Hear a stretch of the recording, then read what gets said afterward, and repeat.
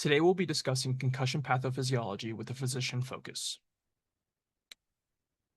What is a concussion? A concussion is a mild traumatic brain injury, or an MTBI, resulting from violent shaking of the brain.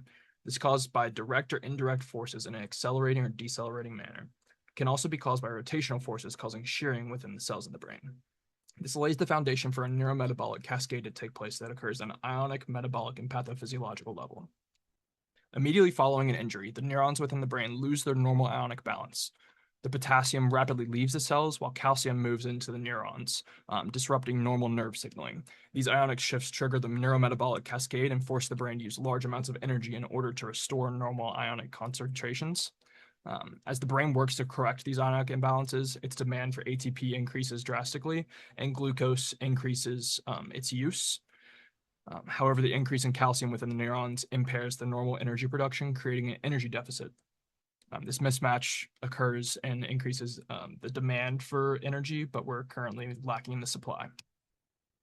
We also have, as the brain needs more energy after the injury, there's cerebral blood flow decreases following the concussion. This reduction limits the delivery of oxygen and glucose needed for ATP production, and as a result, the brain cannot meet its increased metabolic demands. This prolongs the neurometabolic cascade.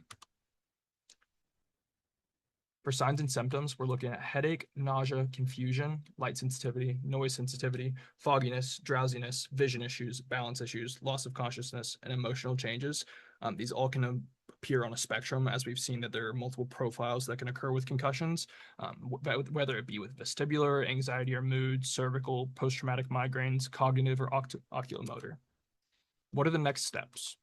Immediately following a suspected concussion, an athlete should be removed from play and assessed by a medical provider to ensure there are no emergency-related symptoms. Following diagnosis, the brain will immediately push to return to homeostasis, and the priority should lie within these tasks: management and treatment of symptoms, prioritization of proper nutrition, prioritization of proper sleep, a gradual return to normal daily living, a gradual return to play.